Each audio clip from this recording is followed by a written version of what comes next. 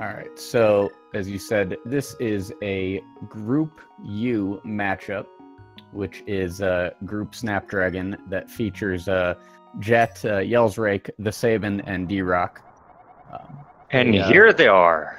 Yeah, and they're off. This is actually a pretty competitive group. Sabin and D-Rock are pretty close, and I know Jet and yelsraek have been steadily improving as well. So this is fixing to be quite the match. As always, we start off in the escape. We've got Jet with a 149.44 PB on the leaderboard, but I'm pretty sure that's been improved recently, and yelsraek with a 135.48. But as we've seen in prior matches not that long ago, anything can happen. So I think Jet comes from the randomizer community.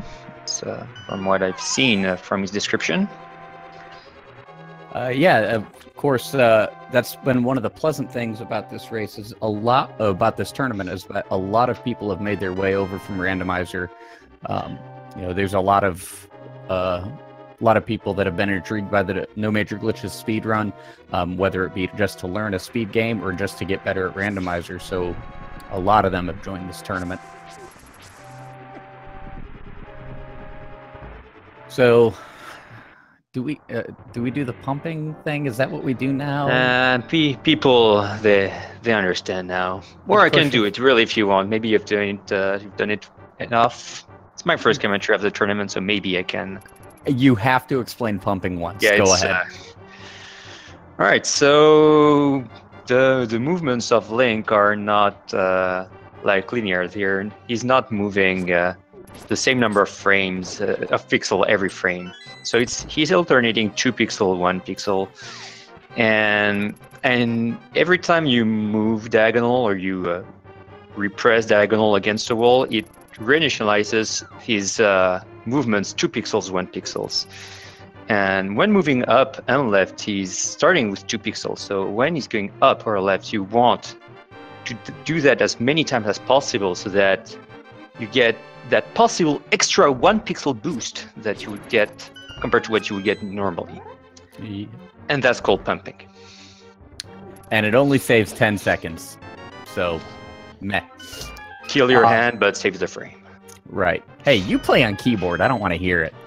You know, for me, I agree. For me, it's not a problem. Like, well, we are making our way through the escape. We've got a boomerang. We've gotten some keys and used some keys, but now we're going to find Employee of the Month at Hyrule Castle, the Ball and Chain Guard. 8 slashes strat for yelsraek, and also for Jetabb. No one considers taking a pot here. Jetta has to look out, because that is what you don't want to see. That's going to put him back in the outside where the uncle is. Though it does put you inside the castle. I got to say, it's been a long time since I've died to the ball and chain that I didn't smash that reset button. But obviously that gives Yels a bit of an early lead. Jet was trying to use the boomerang to stun the ball and chain guard, but the ball and chain guard has a really short stun timer. It's only a handful, single-digit frames.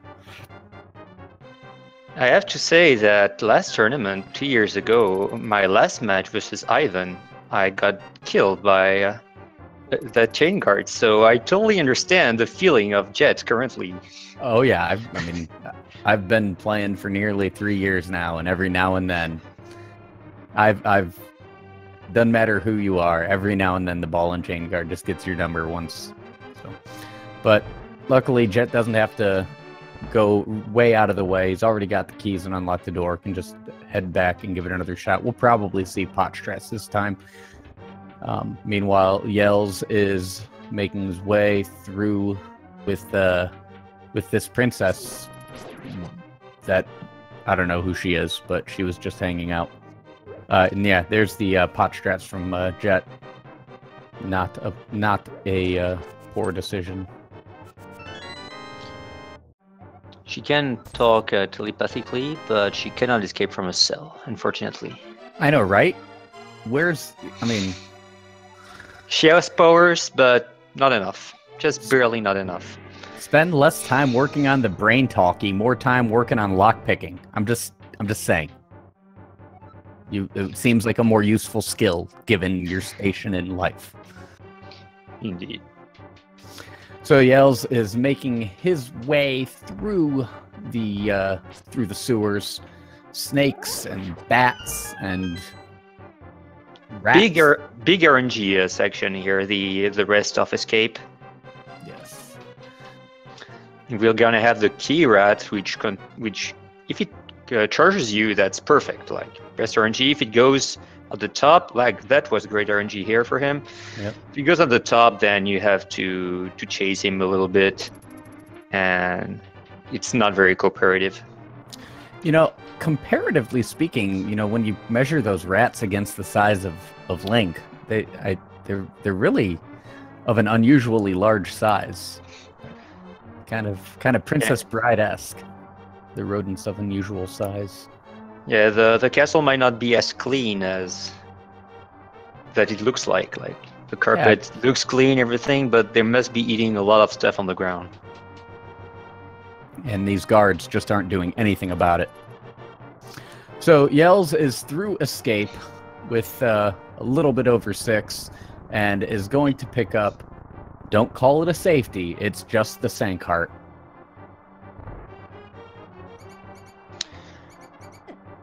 Yeah, it's hard to even spot people who are above even, let's say, 127 who don't take the Sankheart. Ooh, Jet making a nice little pass through the snakes there. Oh, even going left to save a boomerang move. That's RNG dependent, but people who play low percent know that you have to try to go left here and hope for that RNG, otherwise you need to slash everyone. Yep. Jet, usually people will go for the boomerang. Yeah. Jet, of course, coming from Randomizer, has been through these sewers many a time without a boomerang, so that's probably his default proposition. Yels, meanwhile, making his way through the Octorok minefield on the way to the Palace of Eastness. Half a heart for a Jet. Yeah. Luckily, these rats only do a quarter heart, even though the HUD doesn't display it. The health in this game actually is broken into much smaller fractions. If you've ever used the practice hack, you'll notice that. But the rats do 1/4. Can take only 1 damage. Good thing that if he managed to survive, he will have low health for the cutscene, so it's faster by about 1 second in that case. Yep, that's the Incroy frames found by Incroyable. Just due to the HUD not having to draw as many elements, there's slightly less lag. Meanwhile, Yels is in Eastern Palace, and we are about to see the first real speed trick, so to speak, of the run. There is a room coming up with 4 Stealthos. When Link steps into the trigger, they spawn north, south, east, and west, but by walking like this, one spawns out of the room, one spawns on the pot, and you can kill the left and right ones while the spawn triggers are held up, and then you can move on out. Whereas Jet finished escape and he's going to Eastern. Yep. Yeah, and just keep in mind that while that ball and chain guard death is kind of punishing, there are plenty of potential pitfalls that our runners will come across, some of which can cause far more time loss, so don't count anybody out just yet. Yale is now going to what we call the big key skip, even if it's not really a big key skip, but there's a skip within the big key room. He's going to take a damage boost in order to not have to kill everyone, and to access that switch, which is under the pot here. Having trouble here. He will kill everyone. He's not aware, I guess, of the stair setup here. Yeah, there's a backup where you can just bounce off the stairs instead of bouncing off the anti-fairy. These Igors take a couple of... Oh, okay. Luring an Igor. Interesting backup. Not the quickest, but points for creativity. Jep in the cannonball room. Yep.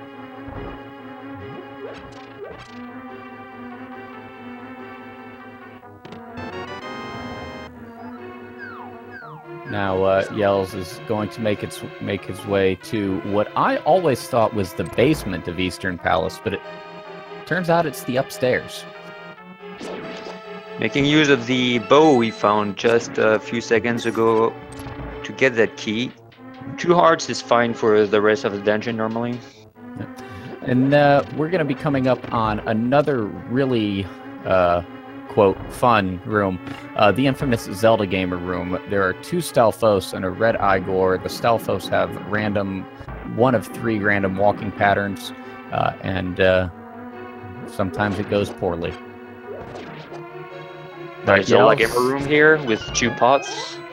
Yeah, that's a good way to handle that. Meanwhile, Jet is going to get the key. Yells strafing with the sword out to kill the 2 readies, and we're on to Armos. The top right strat, the most common one. Yeah, and it seems to work fine. Yeah, there's like 4 different strats that you can use in that room. Each one frames faster than the next slowest. So basically, you find what's comfortable and go with that. Jet, very by the clean. way, yeah, that's that big key skip that doesn't skip the big key. Yeah, the damage boost here he was above the pot, which is, I guess, the best one, because then you get bounced up after hitting the anti-fairy, and so you're closer from the big key. Yeah. Skipping the arrows, though. No, he took them before. He has 15 arrows, so he must have taken the 2 arrow pots before. Yep. And Yell finding some magical boots to dash faster, to bulk faster. And that will let us use our first minor glitch, which you're going to see shortly, the spin speed, by charging up your sword, and on the frame after you release the spin, you tap A, you get put into a glitch state, and then by transitioning from solid ground onto stairs or from stairs onto solid ground, you are able to walk freely at the dashing speed of 4 pixels per frame. That is exclusive to the Japanese one. Ooh, party on the bridge. Uh-oh. Okay.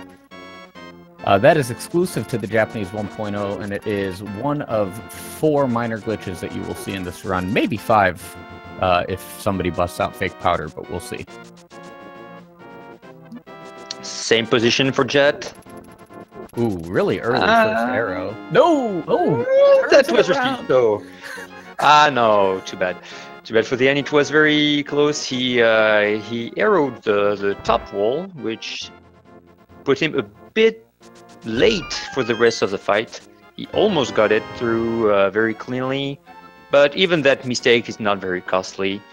3 extra arrows and that's it. Yeah, the arrows are almost worse than the time loss. Meanwhile, Yell's using that spin speed again, leaving the library. Got himself a book, and now we are off to Desert. Meanwhile, Jet is going to pick up that fabulous footwear. Worth mentioning that Yell did not take the rupees beyond Sashrala. So he will have to get money from what we call tree pools. Yeah, we'll later in the game. Yeah, we'll certainly see that in about 10 minutes from now. Meanwhile, Jet, we'll see what rupee decision Jet makes. Probably going to get the rupees from behind Sahasrara. He does. Yep. I think I'm a few seconds behind. Let me refresh. I sure was. All right, so Yells, now that he took a book out of the library and, well, time to stop and read. And Jet on the spin speed. It fails. Yeah, so depending on how you leave the stairs, you can sometimes deactivate that glitch state. I'm guessing he got the spin speed, but left the stairs in a way that lost the glitch state. I can't fully explain it, I just know that it happens. Another bridge party, not as bad, but you got a bit stuck. All right, so Desert Palace, nice ferry. You just got those boots, so you have a lot of wide open space in which to run around and stretch your legs. Pretty typical Zelda dungeon design. Get an item, use an item. So you're going to be dashing through a lot of open rooms here. Do you have a cue to know when you're going to redash in these sections? You mean after the screen transition? Yeah. Nope. Well, I have one on emulator. I don't know if it's because of the input delay, but like I know exactly the timing when to redash. It's not perfect, but it's good enough. I will have to get that from you at some point. I just mash A and pray. Jet going for the spin speed and not getting it, so just gonna dash. Meanwhile, Yells has a big key and is gonna open a big chest to get some big gloves to lift some big rocks. In chat asking how do you stop a dash? By changing the direction you're going, but mostly people, they will press diagonal so that they still go a bit to the direction they're dashing and stopping their dash at the same time. Yeah, so you don't have to hold A or the D-pad in order to keep dashing, but if you tap any direction other than the one that you're dashing in, you'll cancel. There's some other things that will cancel a dash, and we'll mention that in Skull if either of these players tend to use it. Yell's going for Desert 2 spin speed in a very careful manner that actually probably lost time. I think what happened is that he didn't get it right away, so he had to retouch the stairs, and so that's why he was so cautious, because he lost his buffer. So dashing through the door without bonking, which you're going to see actually in a few rooms here.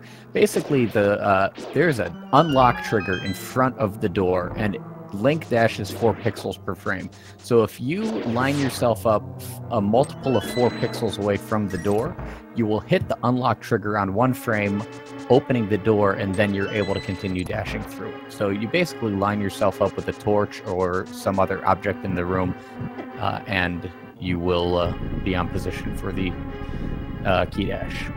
And the developers were nice enough to make that everything is basically separated by a multiple of 4 pixels. So those door dashes are not as hard as they sound. Yells entering the Lanmola's fight. 3 worms made of RNG and hatred, as Greenham would say. Yells getting a good lineup. Putting a few arrows in. Good for cycle here. Okay, we got 1 dead.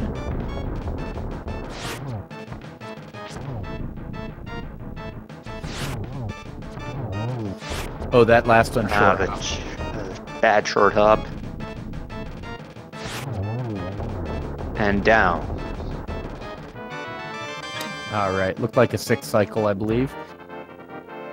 Meanwhile, Jet is also making his way to the big key chest, with a big key. And an 1811 sword up for Yells. So Jet is going to make his way through the remainder. I thought he made me think he was going for a cactus dash for a second. Jet's going to make his way through the remainder of Desert, and Yells is going to make his way to the infamous Fake Flippers, home of soft blocks and tears, at least in this tournament.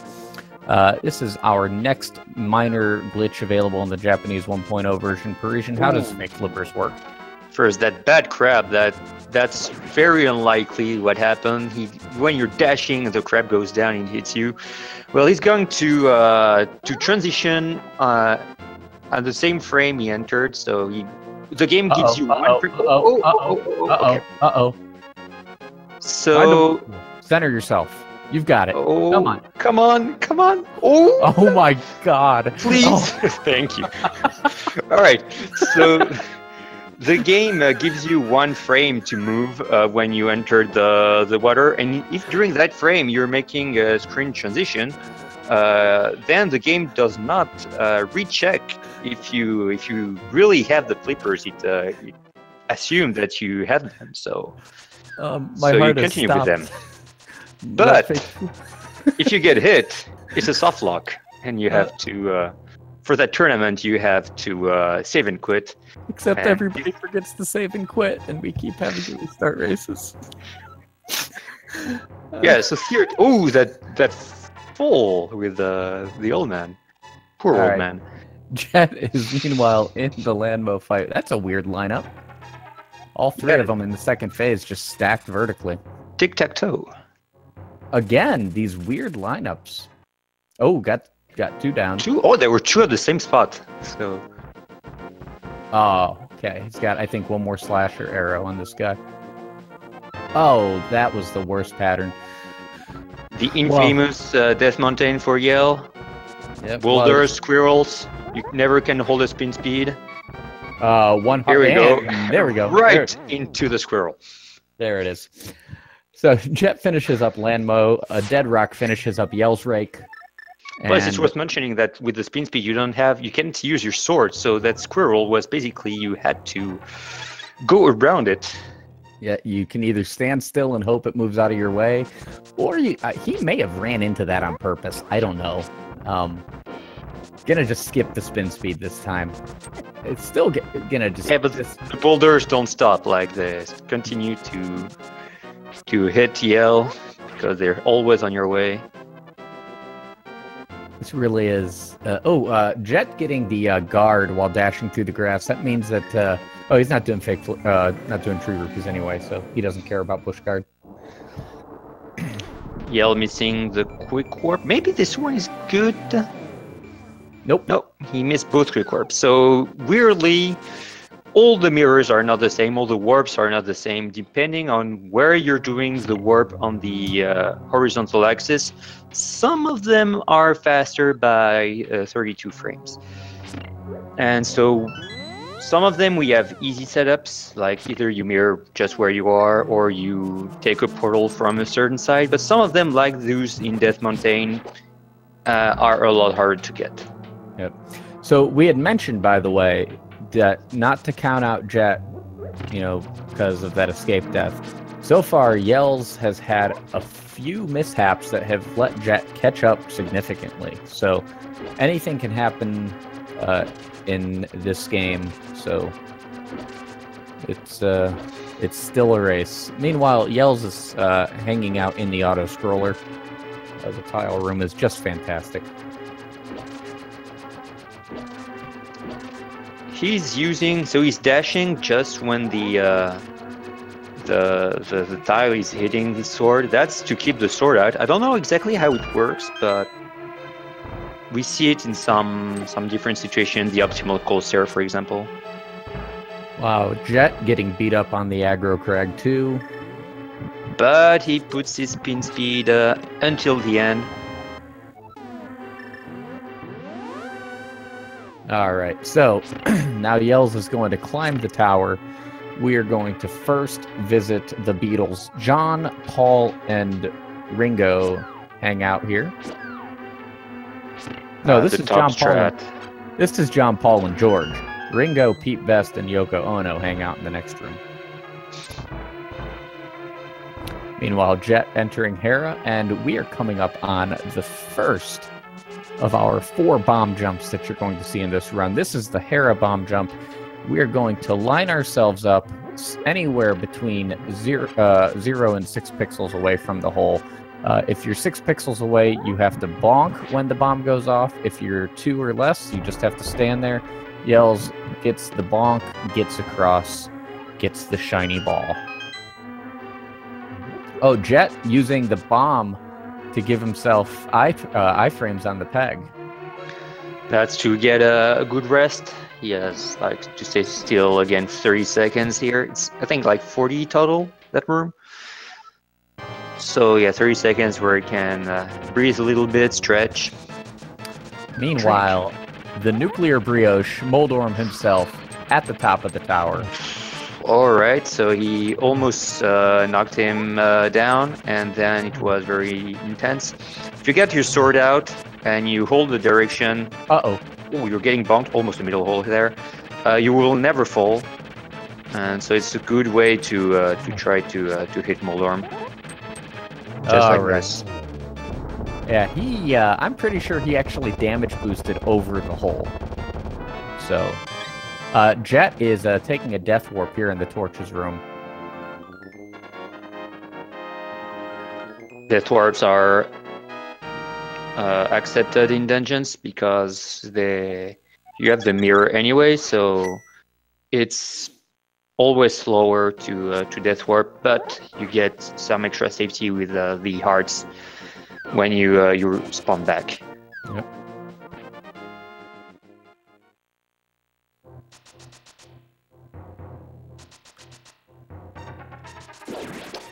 Yale is going to go get some rupees and a master sword. Yep. So what you're gonna see Yells do is tug on this tree. There's a counter that tracks how many enemies you've killed and when you last took damage. So tugging on that tree will give you rupees according to the value of that counter. If you've killed 4 but taken damage, you get blues. 4 without damage, you get reds.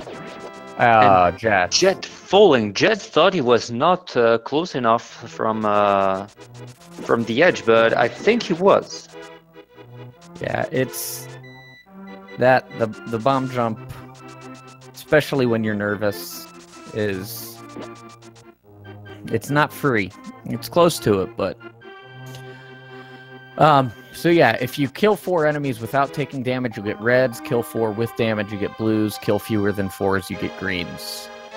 So Yells has killed 4 enemies, has taken damage, has gotten those blues. So now he's going to kill 4 more without taking damage, pull another tree, and get 4 red rupees. We are attempting the bomb jump for Jet. Yeah, he looks like he's trying to set up the 2 pixels away, and I don't think he has it. Okay. Interesting to know why he does not go for a bonk strat. I'm going to guess that is another randomizer holdover. He doesn't always have the boots. Makes sense. Oh, that bumper skip, which is a bit too high, and falling in the hole when Yale is getting a mushroom, probably to get powder. Meanwhile, Yells has killed 4 enemies, tugs on the tree, and money falls to the ground. I've tried that, by the way, in my front yard. I went out front and I pulled on the tree in my yard, and all I got was the cops called on me. Do you have a tape? Could be interesting. No, just black and white dash cam footage. Yeah. It probably didn't help that I wasn't wearing any pants at the time, but you know. Ooh, Jet with that full-on Moldorm.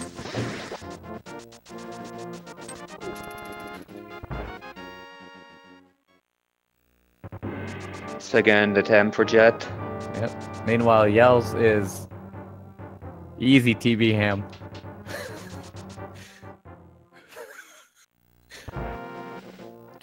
Yells making his way through the castle to get to Aghanim's tower. Jet. No! Middle hole. There is nothing good down there except pain and suffering. Yell is going for a double spin attack here, so he's lowering those guards in order to kill both of them. The strat he used, yelsraek here, does not work from this position. No. What Yell did here is try to dash through the guards. When you kill enemies by dashing, they never drop anything, so you never move the price back up or down, because they're in the direction you're going. And so in that price pack there is a fairy, and you want the fairy later, especially in T-Rock. Alright, Jet needs to get through this Moldorm fight, take a second and breathe during the cutscene, because there was just a series of unfortunate events. And of course Moldorm's just going to hang out left of center hole. Yep, good worm, best worm. Fantastic. Moldorm likes it cozy. It's cozy left side. Come on. Here we go. Okay. Worm is dead. Alright. Yell's making his way through Aga's tower here, and about to enter quite possibly the trickiest room in the tower, the Circle of Pots. There's a guard in the middle, there's a guard on the side, and you have to read, react, and kill the guard in the middle quickly and get a key. Alright, get a menu to boom. See, and that's what happens, is that other guard will play bodyguard. Players of low percent and 100%, for them it's even harder since you don't have the boomerang. Yep. Alright. Yells is taking... I mean, 3.5 hearts, I guess, is fine for Aghanim, but... a lot of unnecessary damage. Not necessarily a bad thing. I mean, obviously it's slower, but as you get further in the game, you can't be quite as carefree with the health meter. All right, Jet making his way to the Master Sword. yelsraek making his way to Aghanim's clubhouse, treehouse, funhouse. The lumberjacks were a bit sticky for Jet, and NT didn't say for any percent. We don't take low percent. Yeah, you don't take the boomerang in low percent because you don't need it, and in 100% you take it later because you go directly to red boomerang in a very weird way. All right, 0 to 15. How many blue balls for yelsraek? Aghanim attacks in a 5-round pattern, 1 guaranteed reflectable, 3 50/50s. And then the lightning. The 50/50s can be the reflectables, of which he's gotten all of them so far. So or far, so good. Yay. That's okay. Okay. So he has 1 chance out of 2 to get 0 blue balls, 3 guaranteed at most. 3 is the average and the most frequent one, the amount of blue balls to get. Yeah, what's the least frequent? I think 0. He got 0. 0, nice. Right.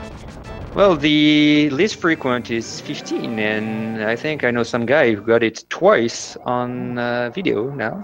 Now, if you had to put a number to how unlucky that was, is that a big number?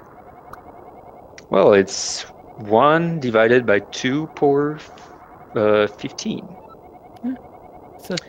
It's a big number.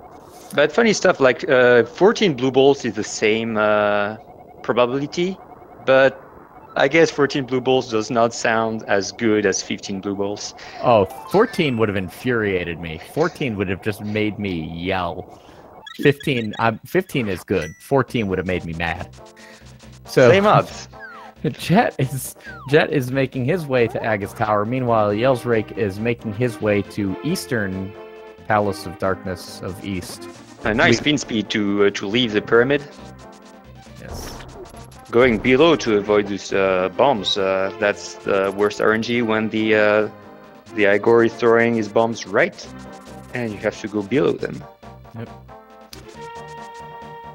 So Yells made sure to pull those trees to make sure he has a minimum of 110 rupees, because there's a greedy little monkey hiding in the hedge maze, and he will take 10 rupees from you just to walk with you a while, and then 100 to get rid of him, because really he just talks about anime and craft beers and subs and dubs, and you just want to get rid of the little guy and shut him up. So you give him 100 rupees, and you tell him, go away, just leave me alone. And he does.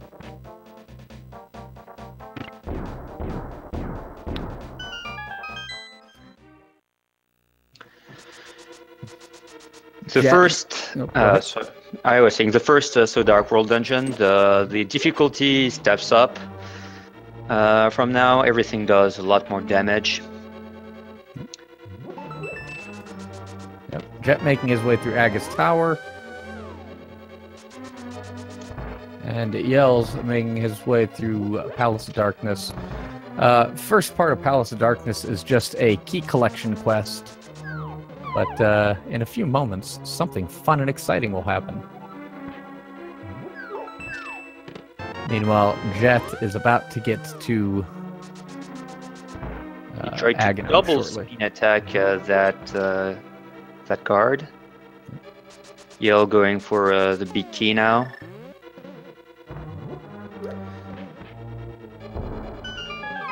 You know, I have not yet seen anybody in the tourney get the the bonk in this room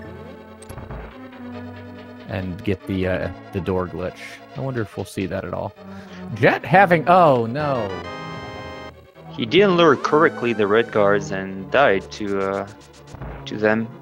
That's unfortunate. That was pretty deep in the dungeon. Yeah. Unfortunately, you got to clear all these rooms to proceed. Meanwhile, Yels is on his way to do the second bomb jump, the hammer jump. This one is a double Y-axis pixel perfect position. You have to place the bomb on a specific Y-axis pixel and then move Link to another Y-axis pixel. We use buffers and visual cues, either the sword or the wall or the tile, to get where we need to be. And that was it. Very nice. Yels is going to place a bomb and let it explode during the hammer cutscene. He put his sword out to get a visual cue from his sword, and also the movements are a bit slower when you have your sword out, so it's a bit easier to move and adjust your position. Oh, Jet is having a party. Yeah. Two hearts again, yeah. So he has to be very careful. All right. Meanwhile, Yels has a bit of an archery contest, but eventually hits the target. He had enough hearts, so likes to get some extra for the show. Yeah. All right, Jet getting through these red guards a little bit. Okay. As for vengeance, and Yel is going for the mimic room, which is a very interesting room. That's very unique strat here. Not the fastest way to do it, but what's important is to be able to kill the red one, because the red one is the only one that can shoot things at you. So he decided to kill it first by luring it from the door, and then the two others are a lot easier, even though he was missing some arrows because he was very low on arrows since Lanmo. Yeah. All right, well, so the blue guard hit both of them today. Yep. Jet on his way to the Aghanim fight. Once again, 0 to 15. Place your bets. If you say anything greater than 0, well, you're just mean.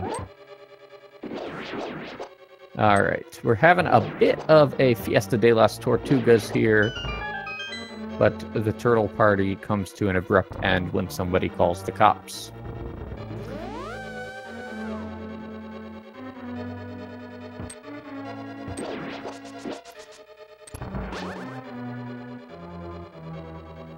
And how surprising, 3 is the most betted, it's not a verb betted, but it's not the way you conjugate it, but most people are saying 3 for blue balls. What a surprise.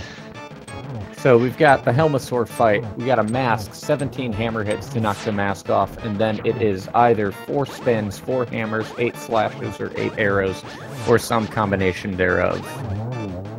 And takes him out. Elma was playing very nicely. No fireball, so he could approach him without any risk. Yep. Jack getting some friendly warp patterns, at least from Aghanim, but still getting a blue ball.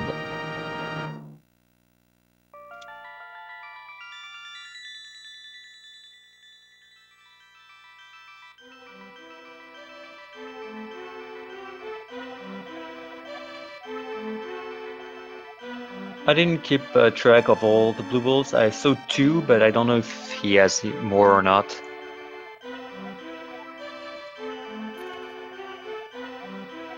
Apparently 2. All right. 4, so I was way off. Yeah.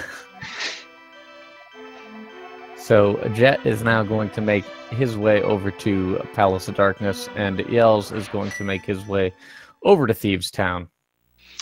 And now, normally, if you play the game for the first time, you would see that the crystals, the dungeons, are numbered from 1 to 7 in the Dark Pool, and you would go logically to the second crystal. But nothing stops you from going to in the 3rd or 4th crystal right now. So He's going to go to the 4th crystal in order to get the object, which is Titan Mitts, and Titan Mitts is going to give him an earlier 3rd sword. So he will have better equipment for the rest of the dungeon of the run. And there you just saw Yels do the 3rd of our minor glitches, the item dash, by hitting A and Y in the same frame. You can use an item while dashing, in this case the hammer, and you can just plow down the pegs.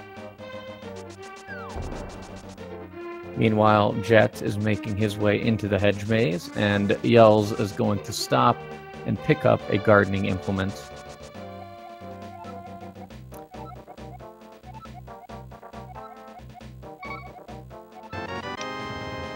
A hammer? A shovel? What is this game? Alright, Jet has his greedy little monkey, but this time Kiki won't stop talking about vegan diets and CrossFit. So, in a few moments he's going to get sick of them and pay him 100 rupees to go away.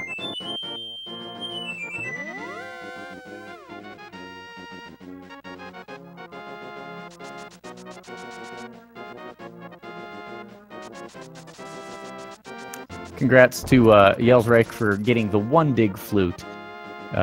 Difficult strat, but he got it. Spin speed for Yell also, to learn to beat that Usain Bolt. Fastest guard in Hyrule. So Yell got the mushroom, so he's activating his flute as soon as he can in order to go then to the shop, the potion shop, in order to get his powder. Otherwise, if you don't, you would go try to activate it from the most left position possible in order to kick that bird out of the screen as quickly as you can. Yeah, you saw that Yels actually did a flute dash, another item dash there, to call the bird back as quickly as possible. I know, Emma, can you believe that a runner in the Olympics was named after a guard in Link to the Past? That's just, it's remarkable. Jet has been using another route in Palace of Darkness for his keys. An older route. It's an old route, but it checks out. I used it for still very long. Like, before the tournament, I was still using that route. Alright, Yels with another spin speed and is going to make his way back through the Lost Woods and on to Thieves Town. Meanwhile, we're going to see Jet taking his swag at the hammer jump. We'll see how it goes.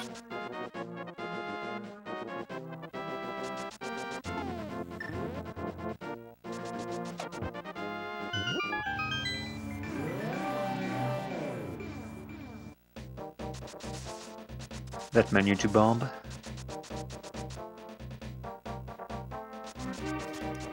Alright. Still looking for his position.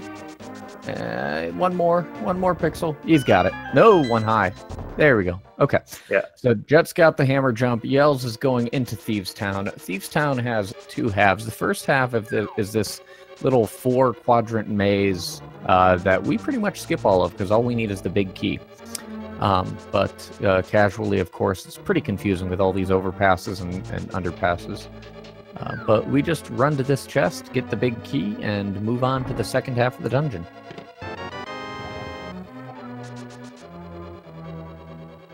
Meanwhile, Jet, hammer in hand, is going to beat the stuffing out of Helmasaur with it. And Yels... Sword out.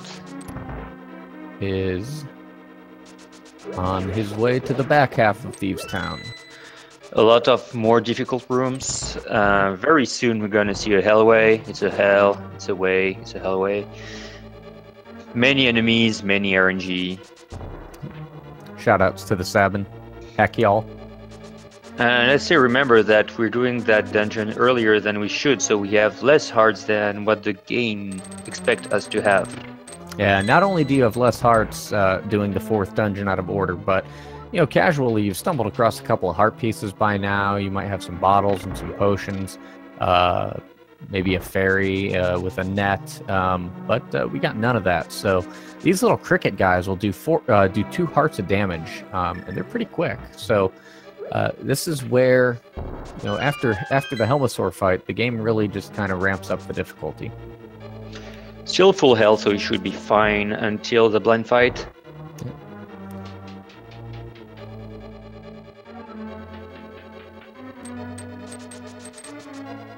Jet in the turtle room. That turtle decided to flip back. Oh, no. Very weird. All right. The basement. So Jet, a few rooms away from Helmasaur, Yells a few rooms away from... It's a lady.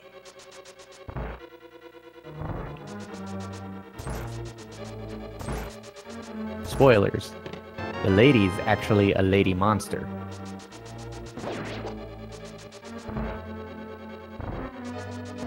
Don't let those spoilers ruin your enjoyment of the rest of this dungeon.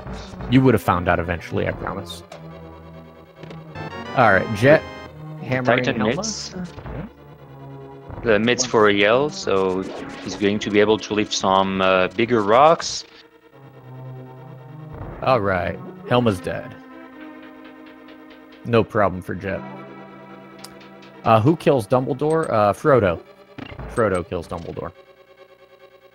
Do you know that I've never seen or read a single Lord of the Ring?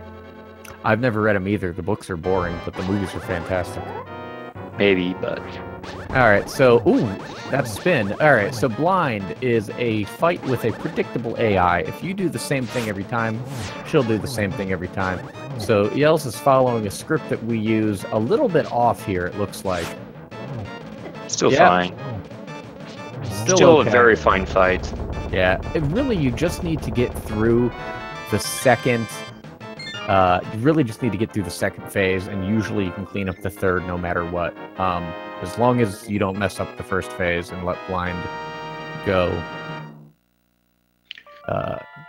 off kilter.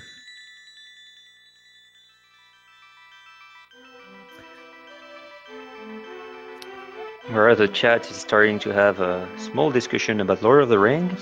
I just have to talk about it, and all I'm saying is that Tolkien spends like 5 pages describing a stick.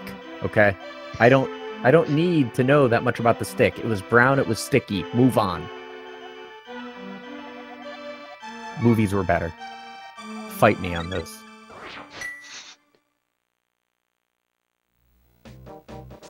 All right. So now Yell is a full dungeon ahead. Jet finished Palace of Darkness. Yell finished Thieves Town. All right, so moving on to the rupee route, now Yells is picking up 300 rupees here and then 300 again in a few moments. We need 500 of those with which to get the flippers later on. And we're also going to rescue this frog. Not really a frog. It's a frog at heart. Deep down it wants to be a frog, but it's really just a little man.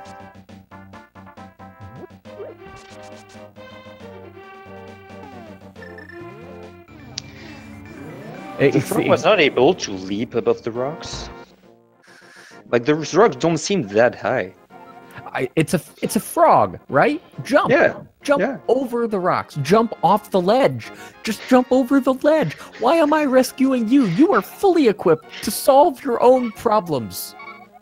I don't know what he would do after that, because he doesn't have the ability to go to Light World by himself, but it doesn't matter. Don't stay on the ledge. I mean, I have to do stupid mirror jumps to get to that frog. I'm especially upset about his laziness. F is for fix your problems yourself. Meanwhile, Jet is trying for the spin speed to get past Usain Bolt. Gonna go ahead and bail out. Yeah, I decided he had enough with that spin speed, so...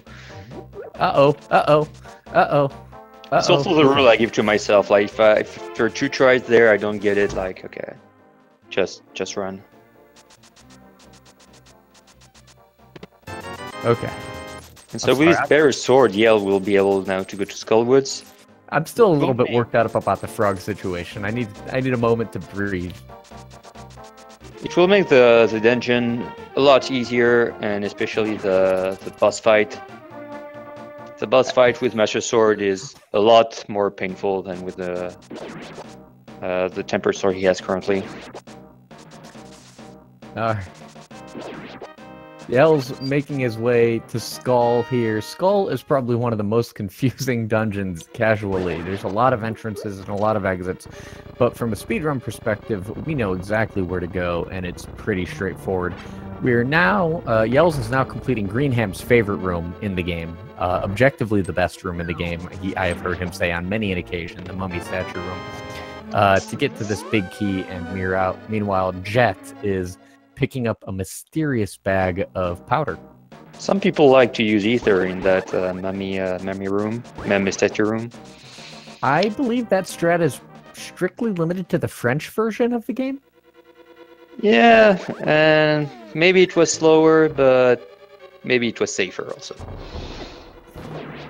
I tried to convince many people to do that, and I didn't convince that many people. Getting bombos for cold stare is safer too, but you don't see people lining up at tablets in the desert. Yeah. It loses what? 3-4 seconds at most. Alright, so Yells went and did the third bomb jump really quick while we were talking about anything other than what's happening in the game, and has gotten the fire out and is now moving on to the back half of Skull. Jet taking a tour of Dark World Kakariko, but eventually finds his way to the front door of Thieves Town. Yale has a very nice hard situation, only missing one, which is what you want to get here. That dash, unfortunately, got bad RNG. Normally, from here, you could have key dashed. Pick up the left spot, people. Pick up the left spot. It's free. If the snake is here, then you can't stop it.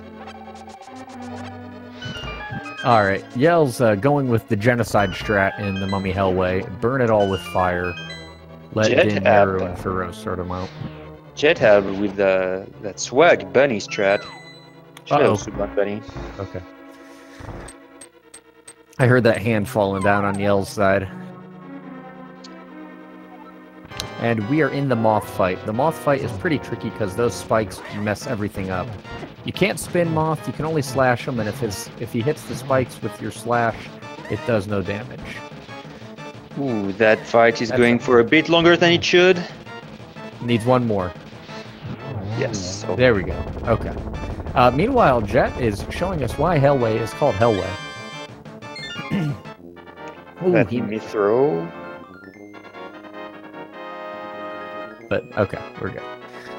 He's going to the room where you put the bomb in order to be able to activate blind later on. And Yale is in the cutscene to rest from that fight, which was a bit risky. Like when he got a hit, then decided to go to the left and near the spike, so nothing much he could do.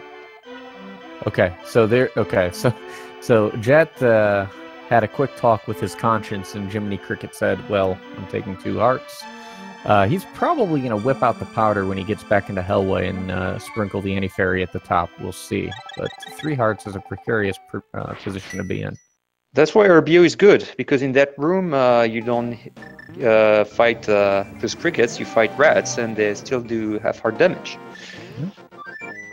You make a compelling argument. Alright. Yelsraek is off to go on a little shopping trip. We're going to throw rocks at fish and be rewarded for it. Because, man, this is a weird game. Meanwhile, Jet is picking up his mystery date. You know, she's locked in the cell with the key. This is more inexcusable than Zelda. Yeah, because you don't need anything specific to be able to open that chest, so... Huh. I just don't... Somebody in this game needs to read a self-help book. He didn't really lose Solarity in his dash. He just stopped in order to try to hit that Ropo and to avoid Lottery, but he failed and got hit twice by that same Ropo. Alright, so... Under that bush, there was a hard 50-50 chance to get it. Yeah, but when you're 5... When you're 5 down... I guess he has powder, and so he's going to use it at the beginning of the dungeon. Yep, Jet getting on his scripted blind fight here. We're through phase 1. Using exactly the same setup. Okay. Okay.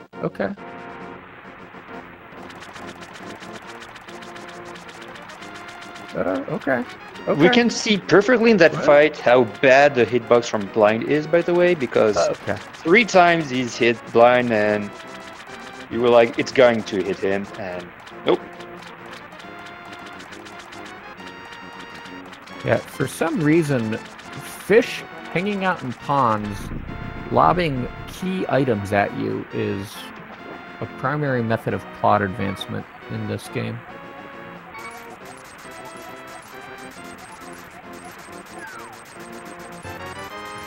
Like, that fish just spit those flippers at you. It's disrespectful.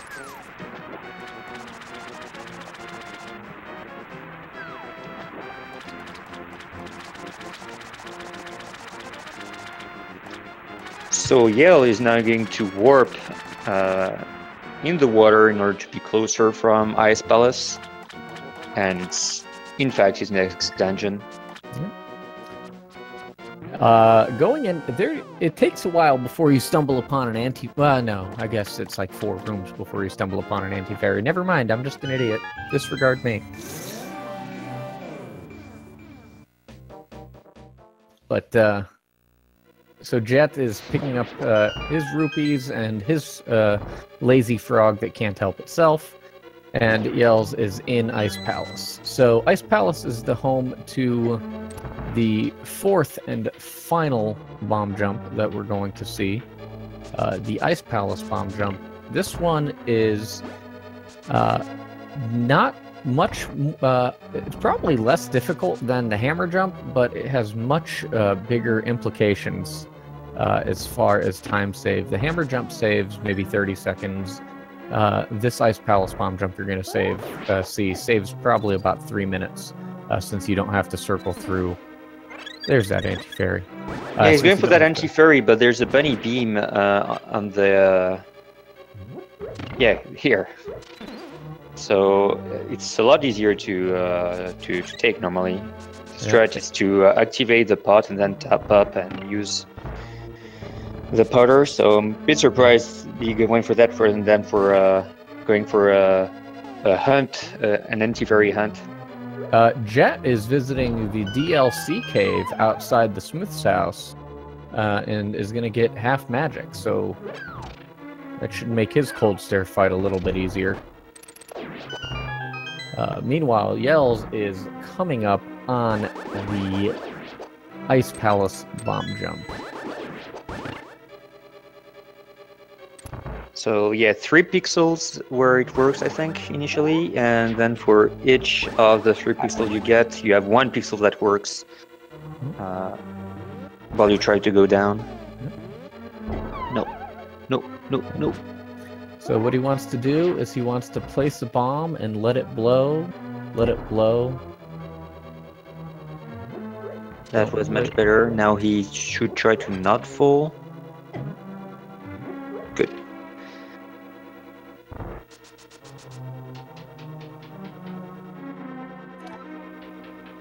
Jet with his tempered sword, and now going to Skullwoods.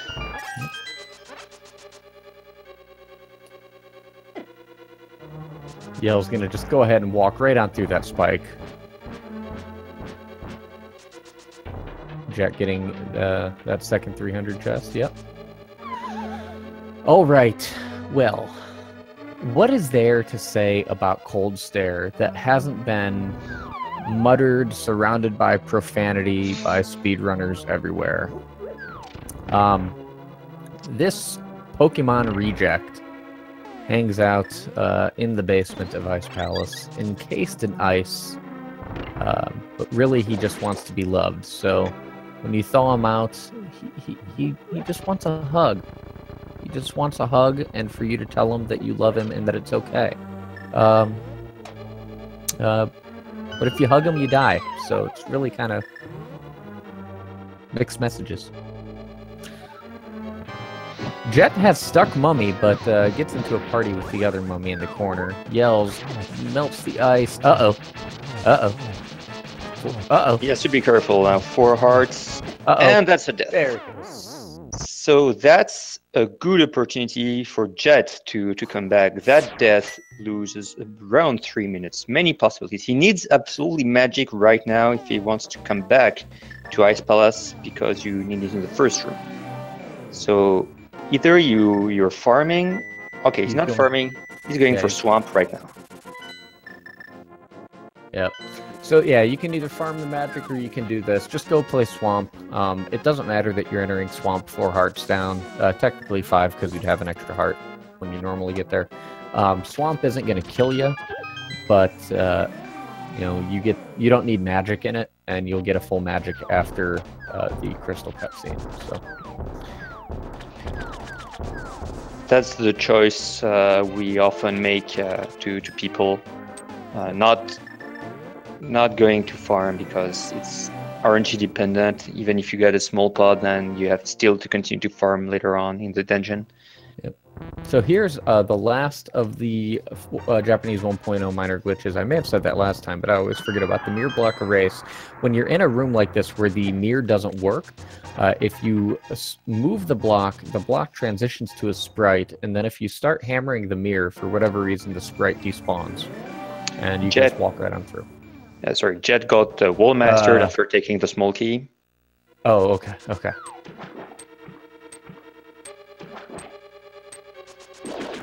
Alright. Let's see if Jet gets... No, he gets a better NG2, so no key dash in that room. Yep. Everybody picking up the right pot in Skull Woods.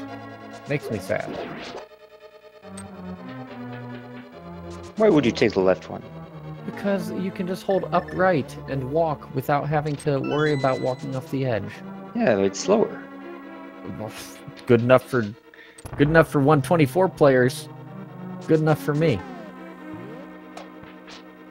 All right, so Jet got powdered that bunny beam and also the Helmosaur and turned it into a slime, and is now going to drop into the Mothula fight.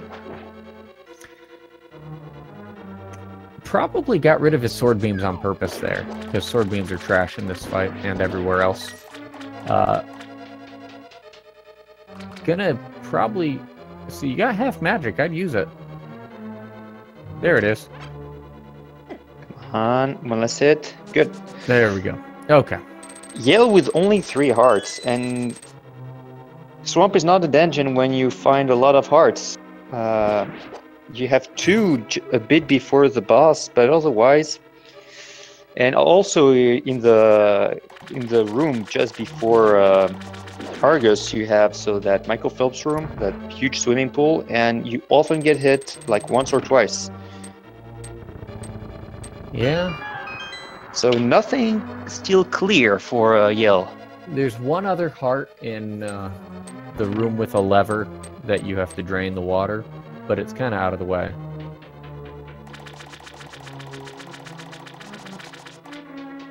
Yell's making sure he hits the switch. There's a heart. Ooh, a drop.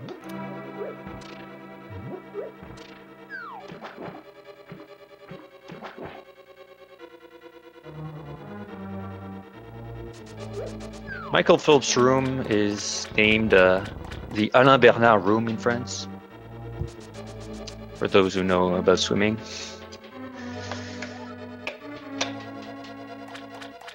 France used to suck in swimming. No longer the case.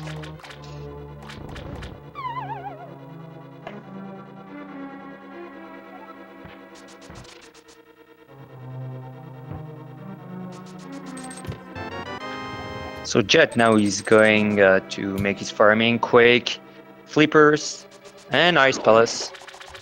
And he will try to finish it first try.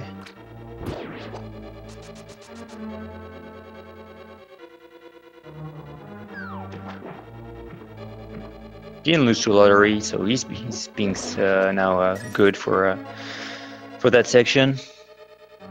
And still 3 hearts for Yell.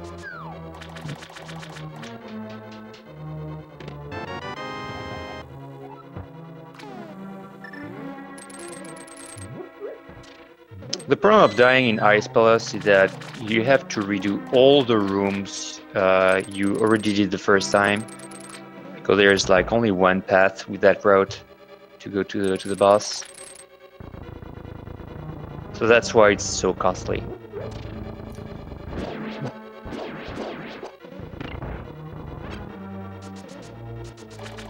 Why do we call that screen lottery? Because despite dashing at the good moment, if you get hit, you get hit. And you lose 2 hearts.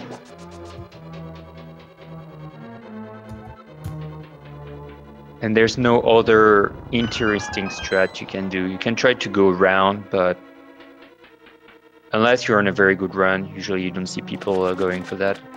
Yep. The only lottery that you really don't want to win. So Yells is gonna grab those hearts in the restock room. And also a bomb that he doesn't need.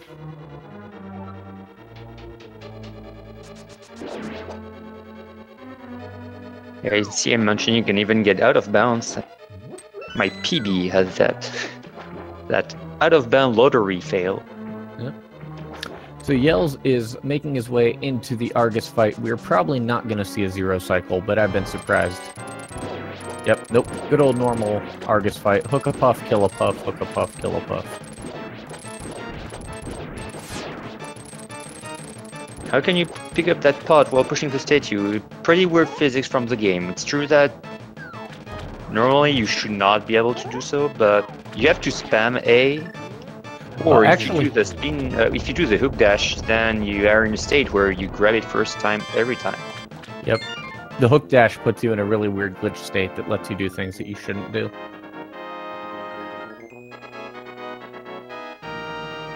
Alright, Jet making his way into Ice Palace. Yells just finishing up Swamp.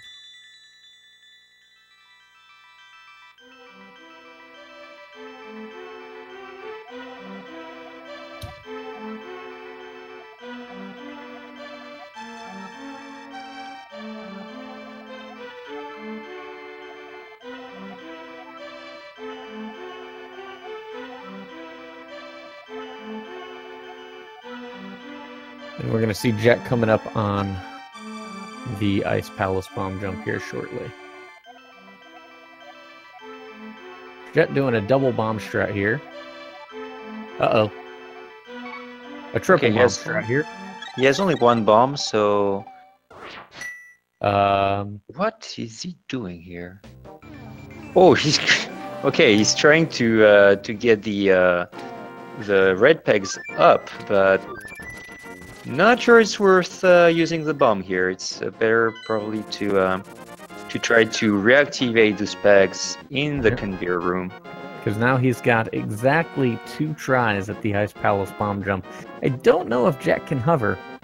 A lot of people can these days. Please don't take all this damage. He has putter, so he just needs to be able to put that bomb jump. Nice position. Yeah, that looks nice. Yeah, there we go. A very quick bomb jump here. He positioned himself very fast. Why is Yells back in Ice Palace? Because he died. Oh, right. Yeah, I forgot. Whew, long day. Long day. This is why they pay you the big bucks and I'm making minimum wage. Maybe I'm afraid it's my first race in a while, so yeah. Beer me. Whoops. I could have tried to scam you and say he was going to farm the blue mail or something. I just remembered seeing most of this dungeon already.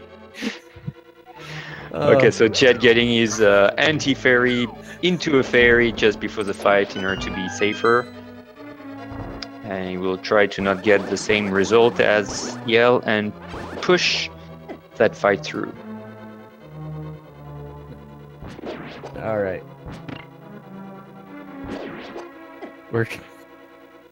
Oh boy.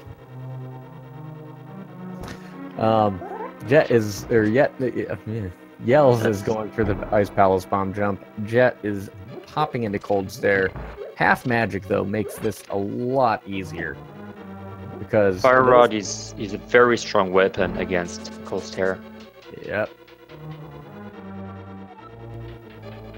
It helps if you connect, but he's got. Yeah, the thing is, here they were not together, but if they're together, like the heat is spreading from one to another. You can see it also in some pots and stuff. So with one Fire Rod shot, you can hit the three clouds. Yep. Now, 3 hearts for Yells. He's got to go and powder this anti-fairy. He cannot risk going into Cold Stare, because if Yells dies to Cold Stare, Jet's in the lead. That's not exactly, but it'll be pretty darn close.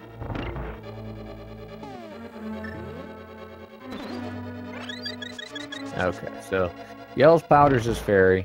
Jet's on his way over to Swamp. Maybe Meyer could do Gold Sword.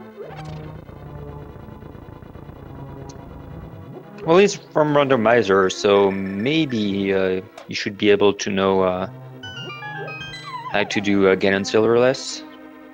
Yeah, so I wouldn't be that surprised if he skips this.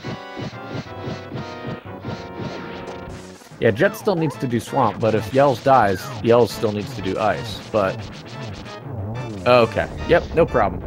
Second and now you slap your hand on your desk and like, why didn't I get that fight first try? That was very nice. All the slashes in the corner, no one escaped. It's exactly what you want to see with that strat.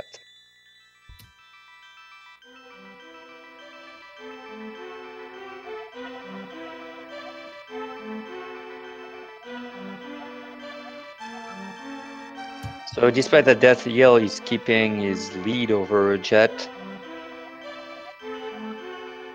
I just realized that there is some tourney admin on tourney admin crime. I've just checked Discord and realized that one of the other admins has changed my name in Discord, and I'm sad. Have to see into what then? Not the tourney Discord. Ah.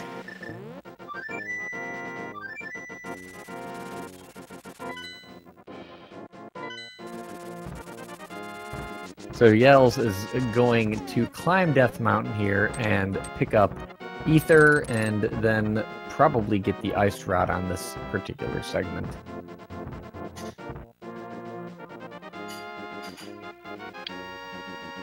He has powder, so no problem if he takes damage.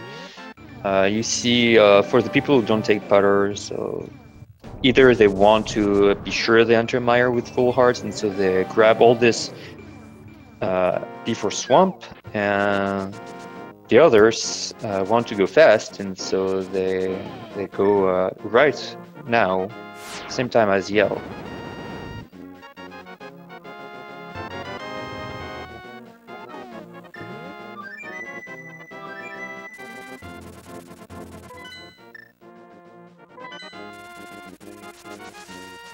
Yeah, so Ice Rod. He has enough bombs. He has 3. Right now he would need just 2. So he has a good count. He can get rid of a bomb later on if he wants. Yep. Probably gonna see it in the bombable wall room of Meyer.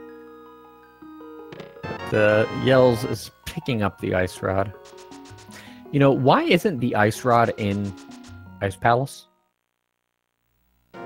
Because you cannot fight ice with ice. But you can fight fire with fire. Why can't you fight ice with ice? Then why isn't the fire rod in Ice Palace? That could have made sense, indeed. But, I don't know.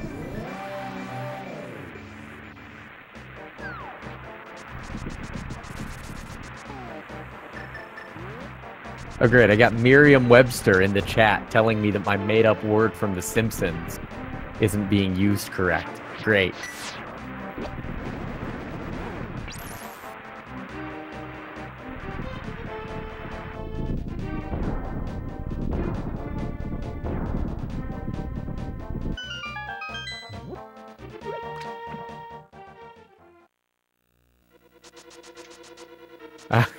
Misery Mire.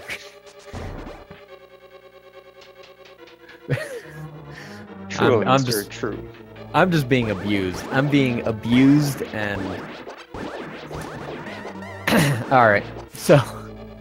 Mario 2, yeah. a room with wizards, sorry, and you want to one-cycle them. He went for a bigger amount of sword beams to kill everyone.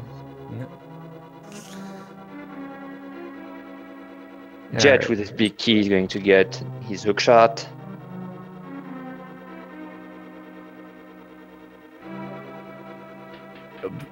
That skull is not moving no matter how many times you dash into it. Yells is making his way through Mire, going to head to the basement and light some torches. No, this is upstairs too. Everything I know about directionality in this game is wrong. It must be upstairs because you fall down through a hole. Clearly. Yeah. Huh. Otherwise, that would be a very weird game. Well, we have the non-Euclidean cave on Death Mountain. What do you mean by that? Well, I mean that you enter a cave, you fall down, and you come out of a hole that's actually on higher ground than you entered. Ah, never noticed that. It's true. Non-Euclidean geometry. Hey, yes, you go straight to the main hub, you don't get the big key. Big key optional item. No, it's not the Paradox Cave, it's the non-Euclidean cave. There's already a word meant to describe geometry that does not follow the actual rules of geometry. It's non-Euclidean. I think you call it Paradox Cave because of Inception. In the film Inception, there is a description of some paradoxes, and one of them is this kind of stairs, which you move up, but you're still going downwards or something like this. I will also accept the MC Escher Cave. Alright, yelsraek using that optional big key to get the optional Cane of Samaria, which is not really optional. Meanwhile, Jet into the Argus fight.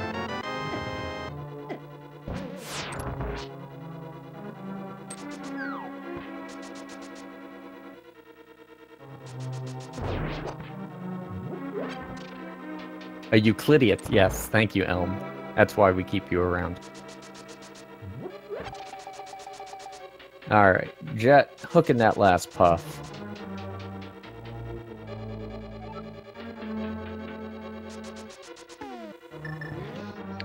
Argus dead. Yell Nice checking. map. Checking the map. Shoutouts to DRock91384. Map connoisseur.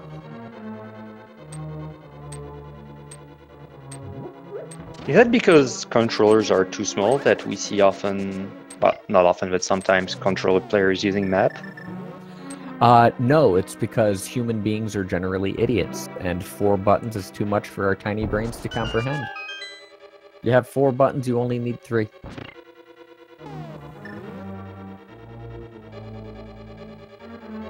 Yeah, it usually happens when you're changing grips. Yell approaching Vitreous. He's full health. Yeah, he's not going to putter that last anti-fray. It's usually people who take putter usually putter this one, He's going for the optimal strat with a dash above that first snake. Going to damage boost into the goo in order to have some easier access to spin attacks within all those little eyes here. Otherwise, those eyes do 4 hearts of damage. Yeah, this is... Yeah, uh-oh. Yes, 4. He can still continue to get at least one trip in the goo. Okay. Second part is very easy, just arrows. Nothing's in that cave, Jet. Just this one. Alright. So Jet's got the ice rod, got ether, gonna head on over to... No, it doesn't have ether yet. Interesting order of operations here.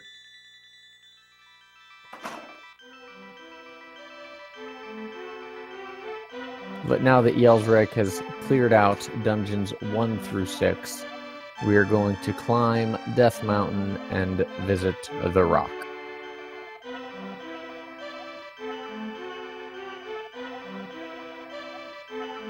Jet's still going for spin speeds. Could be going for hook dashes here, but opting not to.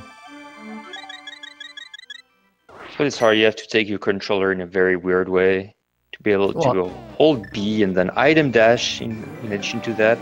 Well, not even just the sword climb, but using the hook for hook speed is easier than spin speed.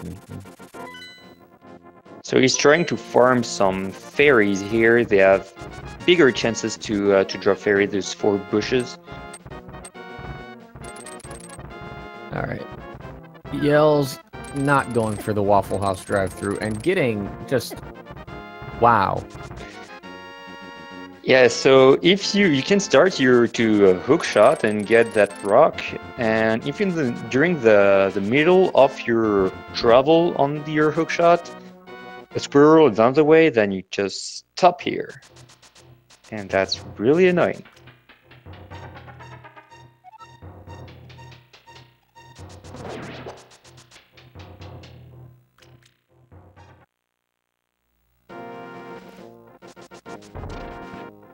Hey, there's a fairy. Run away, fairy. Run away. Don't get cut. Oh, okay. A guaranteed fairy under that rock. You have some... Yeah, I was thinking... I was gonna say, see if Jet tosses the bird. He does. Yep. He does. He's going for swag points here.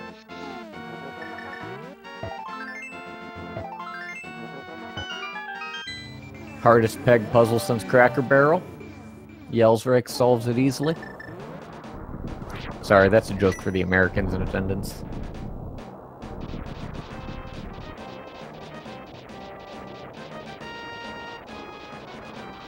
Jet going for the Mire 2 quick kill here, but not quite getting it. He's going to end up 3 cycling this room. Actually, 4 cycling this room.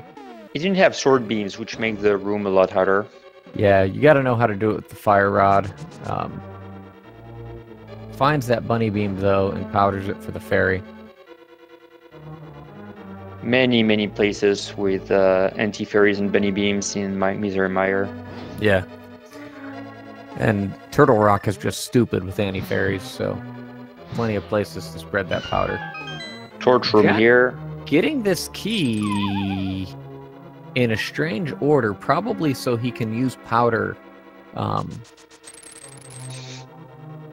And yeah, there's a good point that Hiei brings up in the chat. Jet's bomb count is problematic.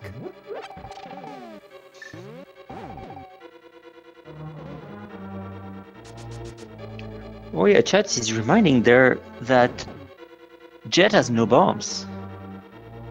Yeah, that's... And apparently does not see that. Oh, he's gonna have a bad time.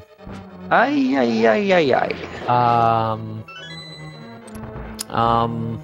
Okay. No, you're going now, okay. Okay. Okay.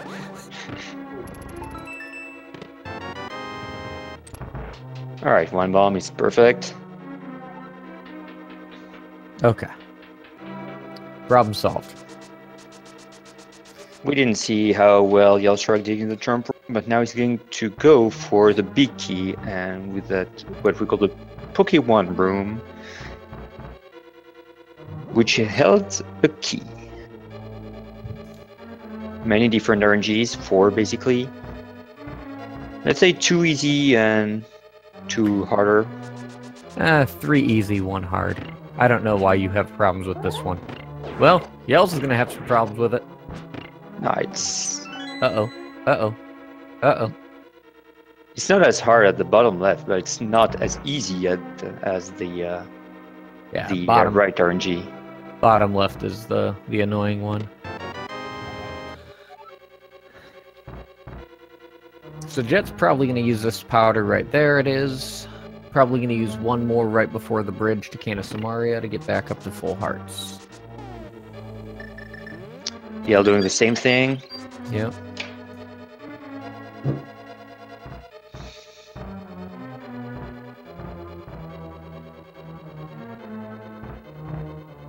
After 1 Poke, now we have a room with 2 Pokes. Now it's not 4, but 16 different RNGs.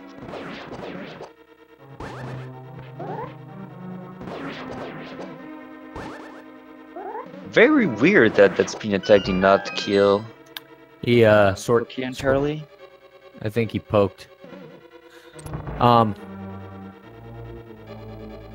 Yep. So Jet had already gotten the spike key, so was just gonna get the top left key this time, and move on to the remainder of Meyer. Yels is going to get confused for a moment, but sorts out the pegs. Both of them entering some dark rooms. Jet on his way to Vitreous, and yelsraek in the maze.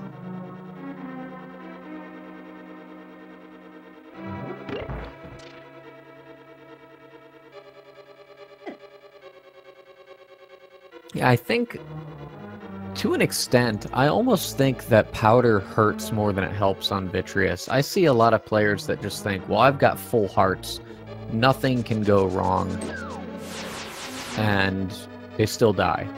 So I really hope that Jet doesn't play too risky going into Vitreous here. Meanwhile, Yels is making his way into the peg puzzle. Setting up for the Cane of Samaria dash. With 1 Samaria block, he was able to hit both of the switches, and still being perfectly placed to dash up to the next room. Yeah. And entering the fights at the same time.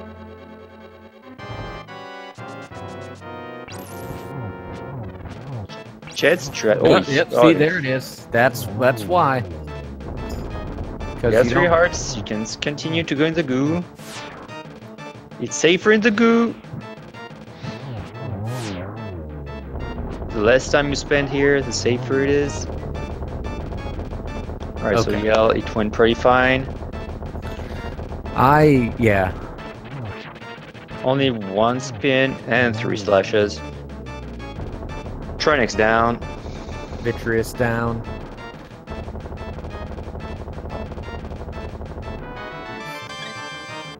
I just got crop dusted by my cat. Whew. Get out of here.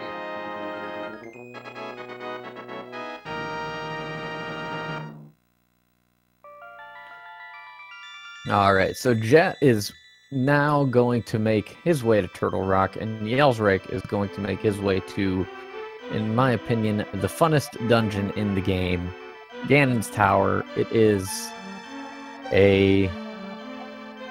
difficult, but there are some rooms in here that are just, I gotta say, really fun to pull off correctly. Nothing quite as satisfying as 2 clean Mimics rooms and a good gauntlet. So we'll see how yelsraek handles it. Meanwhile, Jet is heading to the rock. Yeah, considering the dungeon order he took, probably won't take the golden sword. Yeah, indeed. No, you said a lot of people from the randomizer world, they had to be able to deal with Ganon without the silvers, so they don't care much when coming back into the vanilla game.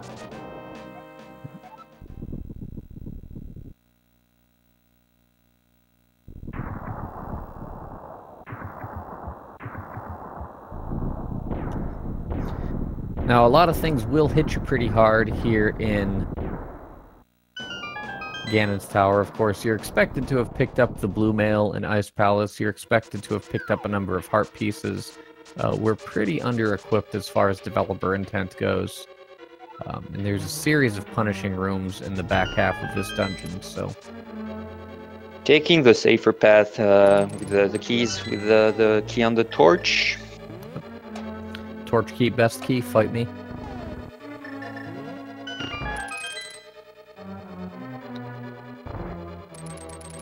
Chad found his way among the squirrels. Yeah, and over on Yell's side, Yell's having a little bit of peg problems, but we're going to see a cool strat here. He's going to throw the boomerang down, menu to the hook shot immediately, hook those skulls, and get past the pegs so he can go get that key. Now he's going to try to not take the hit from the fire snake. So when you bonk, you have some your hitbox is inactive, so you cannot really get hit there. So you manage to go above that enemy. Yep.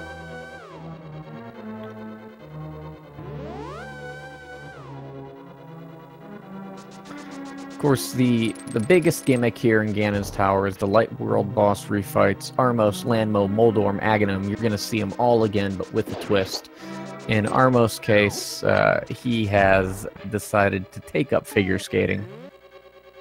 So he hangs out in an ice rink.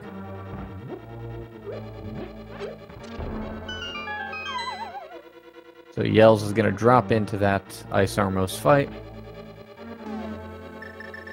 Jet is taking some damage here in the roller room.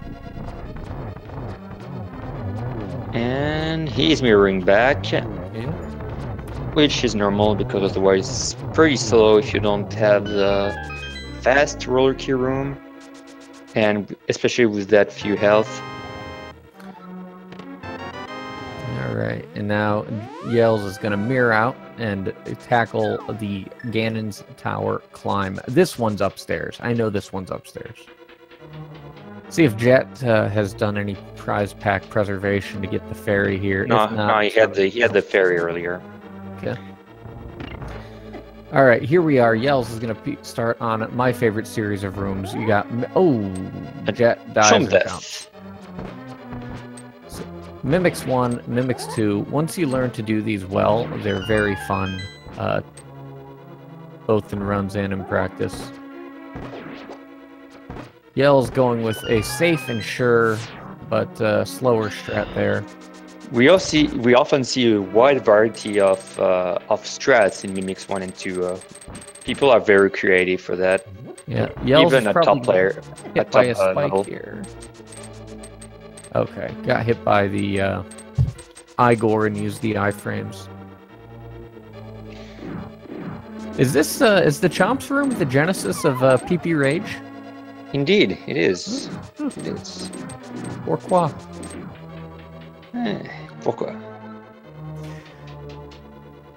All right, Jet is spreading that powder. Meanwhile, Yells is taking some damage. There's a bunny beam at the end of the gauntlet, but you can still lose hearts pretty quickly in this series of rooms. There goes another one. There goes another one. So he has 5 hearts and a half? His next bunny beam is at the end of the gauntlet, so he has to survive that section with that health. Okay, that gauntlet 3 is another supposed one to be the hardest.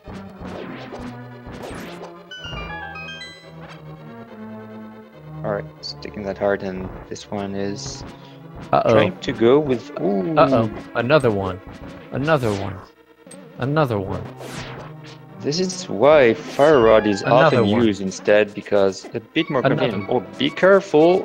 Ooh, la, la, la. Okay. Fire Rod is more guaranteed, but then that means you use magic, and you want magic later, and it would make your magic. You have to be less liberal afterwards. Then. Well, the fire rod in Gauntlet 5 is routed into the magic route. As long as you get the quick kill on Landmo, and if not, you just get this bottom right pot that he's going to get anyway.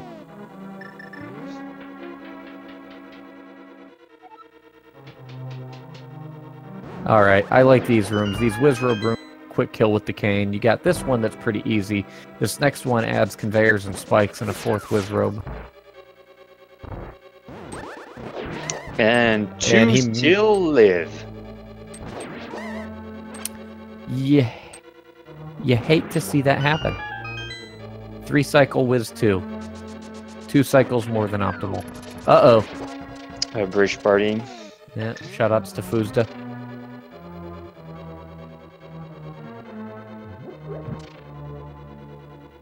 That dash is a bit YOLO. There's no real good setup where you can avoid that dash. You just hope.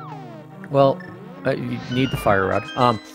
Actually, poor little Pincus ran a series of simulations, 1,000 tries at each pixel on the bridge, and he found a number of pixels that are 99.9% safe. Jet, having a little bit of trouble with the laser skip, takes 1 laser to the face and is going to bomb the safety door. Good choice. So by bombing this door, leaving and re-entering the dungeon, if he dies to Trinex, he will spawn back here.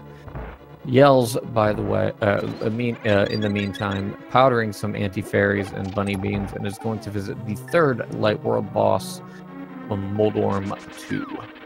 Jetabb had a duel with the mini Helma.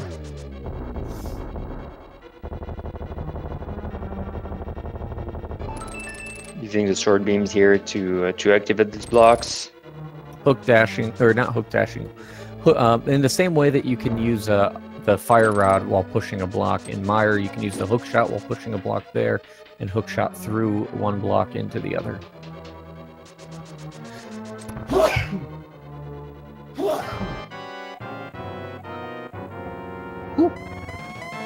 Alright, and the final Light World boss refight, Aghanim. This time he's brought a friend, the Geometry Wizard, Sine, Cosine, and Tangent.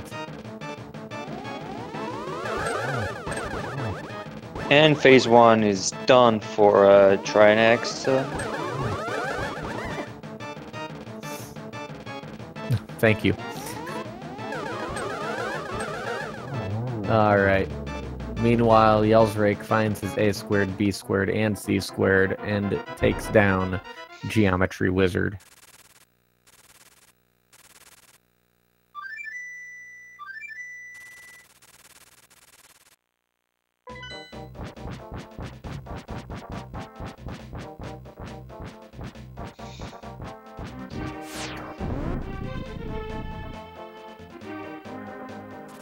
So last boss, the famous Ganon,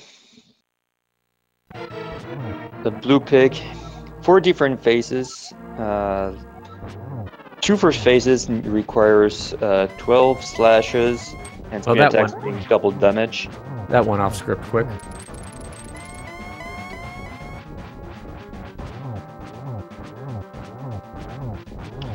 So that's entering phase 2 when the fire bats are moving around him and then going to attack him. Rut-row. Rut-row. Shot. Ooh. The hook shot in here gives you iframes, so you cannot get hit. Yeah, but it also means that you can't move. So if you hook shot and a fire bat comes at you, and it's sitting on you when you lose your iframes, there's nothing you can do.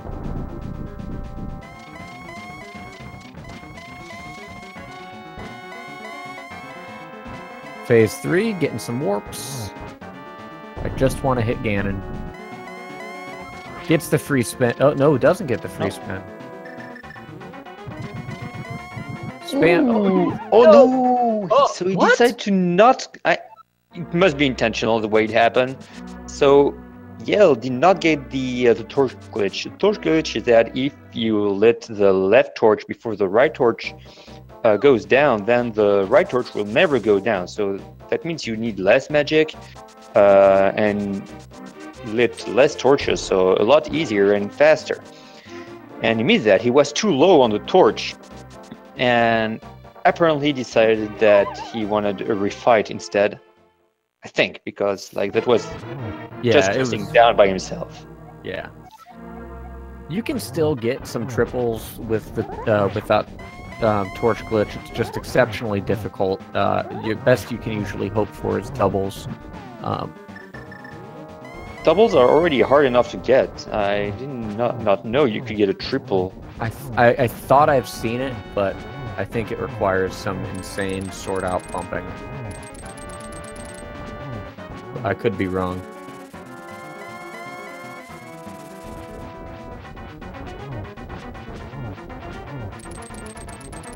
All right. Jet advancing in the 4 fire snake room. Yeah. And approaching Ice Mouse and Gans Tower.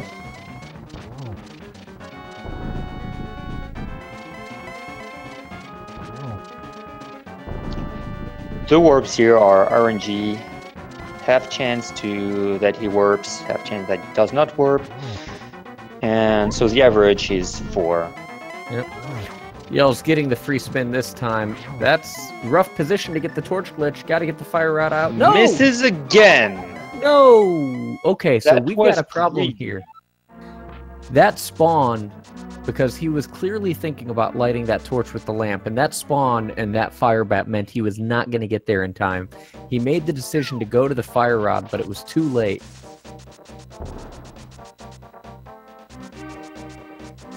Decides to not get some extra magic, so he must get, I think with that amount of magic, he must get the torch glitch to finish the fight. Yeah, this is what we call the Ganon loop.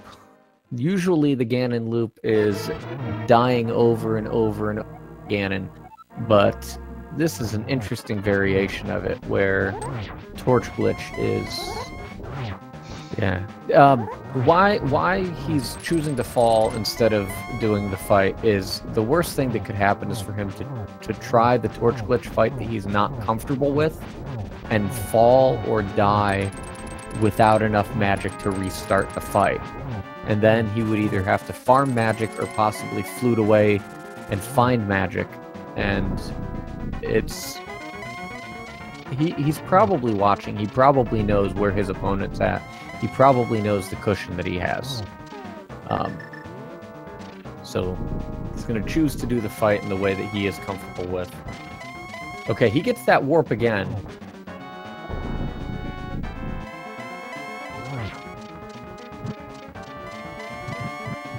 All right. Okay, there we go. Should be good. That's 1. Well, 2 with the 3. Yeah.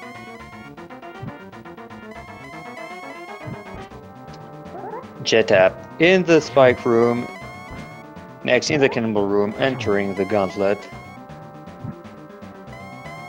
Ooh, that was... Yeah, scary. Like, if he got hit, he could have fall, and would have to start all over again with a few magic.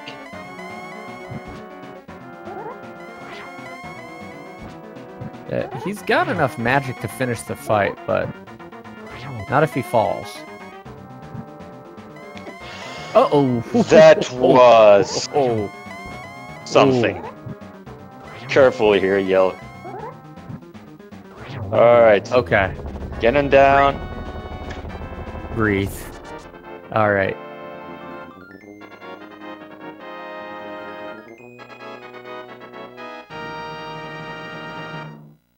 And Yell finishing with a speed racing time of 1:43 minutes and 50 seconds. Yep. Congratulations on the win.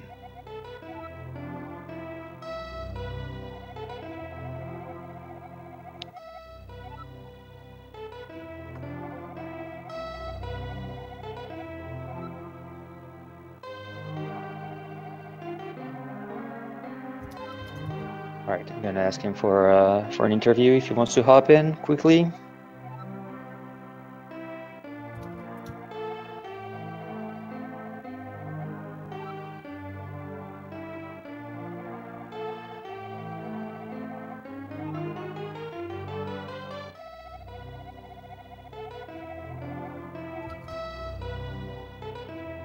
Well, some hiccups for him,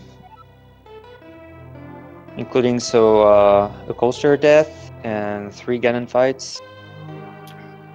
Hey, how's it going? Hello. So, torch glitch. So yeah, about Torch Glitch. It's You didn't feel confident about continuing the fight without the torch glitch? I really don't like it. I really don't like fighting him when I have to relight both torches over and over again. I feel like I can't get grips on him at all. So we were wondering, did you knew you were ahead enough to do a refight? No, I wasn't watching. Okay. Because that could have been risky if it was close. It could have been a decisive moment in the race. For sure. I just, I told myself going into the tournament that I was going to just trust my own normal reactions to the game, even if they're not the fastest. well, it was certainly enough to get you the win in this race, even though you had there were a few hiccups, but there was also things like getting 0 blue balls, which worked in your favor. So I could not stop laughing when that happened. I'm gonna turn in one of the worst light worlds that I've had in a long time, and you're gonna give me 0 now? Really? I feel personally attacked. The game knows, like... It's an emote I would like to have, the game knows, because the game really knows what's your pace, for sure. It's connected to light split, and... today you're gonna have 8 blue balls, or... today you can't PB, so you're gonna have 0 or whatever.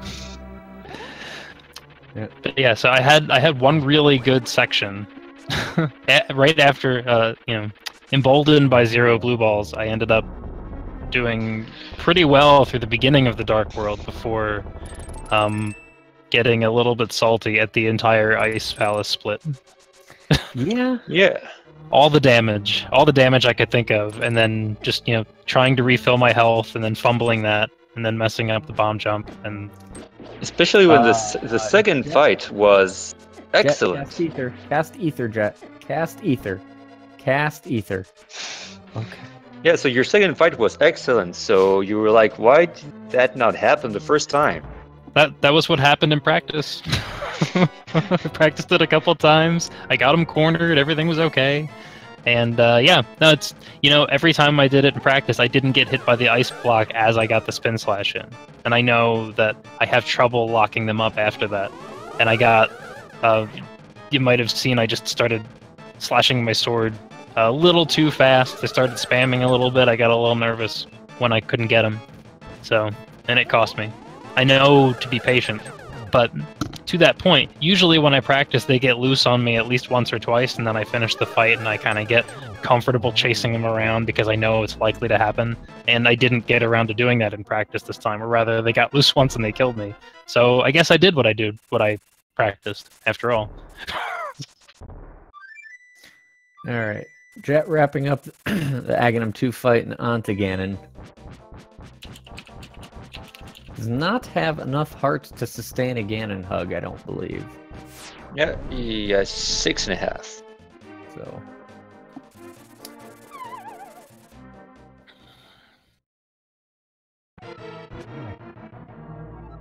Not gonna get the 1-on-1.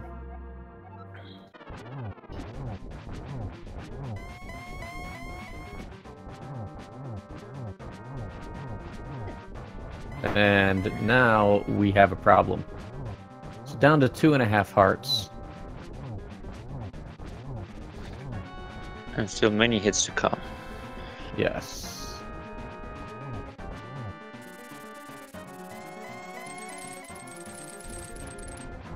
Ooh, he almost hooked right into Ganon. Can you hook into Ganon? Like, are the torches high enough? Yes. Okay. I never really paid attention to that. Oh yeah.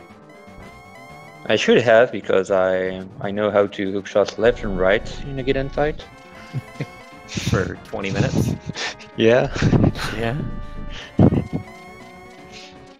All right, we're getting through phase 3 here. Yeah. Also, talking about the torch glitch, the way the torches work are a bit weird. The positionings, you can be. Uh-oh. It looked fine to you, but Okay. Yeah, Jet's got it. you cannot beat that down as weird as it seems, despite being like just in front of it. Yeah, for sure. I see that now for sure. I don't think I've ever tried to hit it that low, but I'm also not used to Ganon being right there when I'm trying to light the torch. Yeah.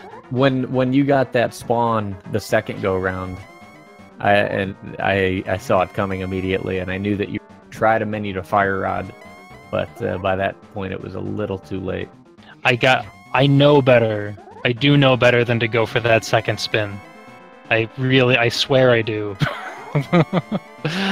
but he was in the perfect spot, and I'm like, oh, well, I'll just menu to torch or to fire rod after that and get it from a distance. But no.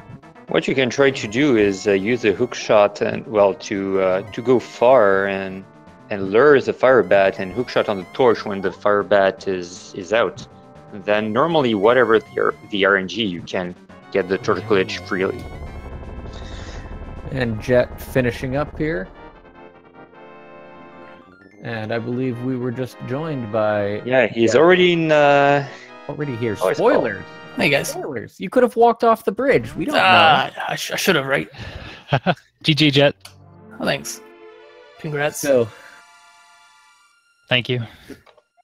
And you have finished with a time of, we didn't see yet, 1:51:11. Yeah. 2 minutes away from PB. I've got to say that probably, if I had to ask either of you, I believe that Jet, can you, there we go. They got it. Your Discord is going through your stream.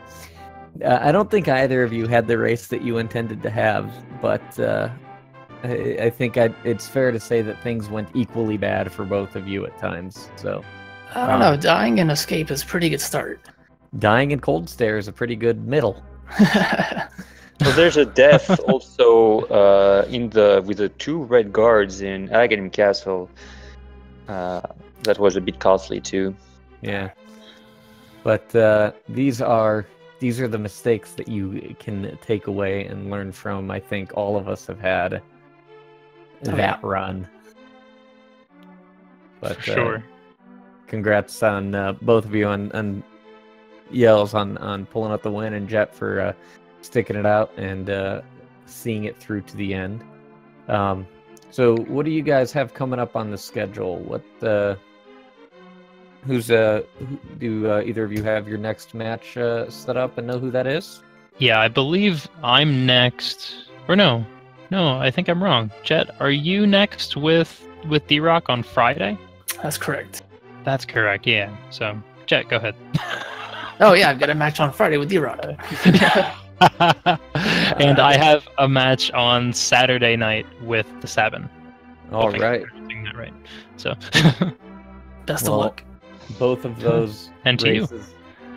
I think both of those should be good challenges for both of you, and we will be seeing those here on the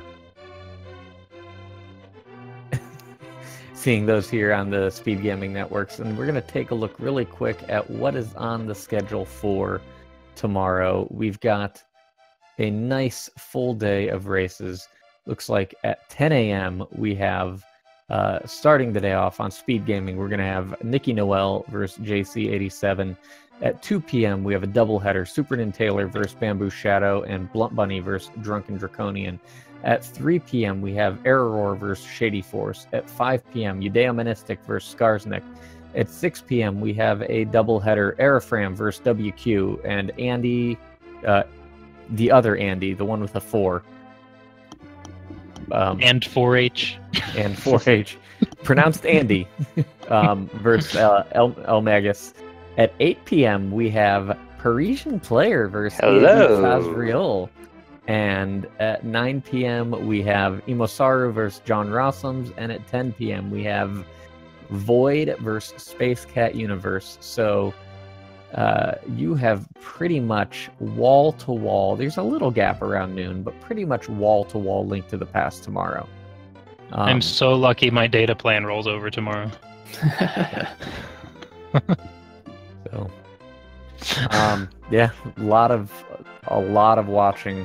Luckily, tomorrow's work from home for me, so I'm gonna have 3 screens going at some point for watching people practice and watching races. But I think that's gonna pretty much wrap it up here. It's almost midnight here on the East Coast, so we've had a full day of races. Thanks again, Jet and Yels, for putting on this race for us. Thank you, Parisian, for joining me on commentary tonight. Thank you, Scrivo. Yeah. Thank you both for the commentary. Jet, thank you for the race, and Scrivo and Co. Obviously, thank you so much for organizing this tournament. It's been wonderful so far. It's been fantastic to watch. Yeah, exactly what Yelsraek said. I was going to say the exact same thing. Dang. Sorry. No. Well, with that, this has been the Link to the Past No Major Glitches tournament on the Speed Gaming family of networks. I have been, and will continue to be, Scrivo. Good night. Ciao, ciao.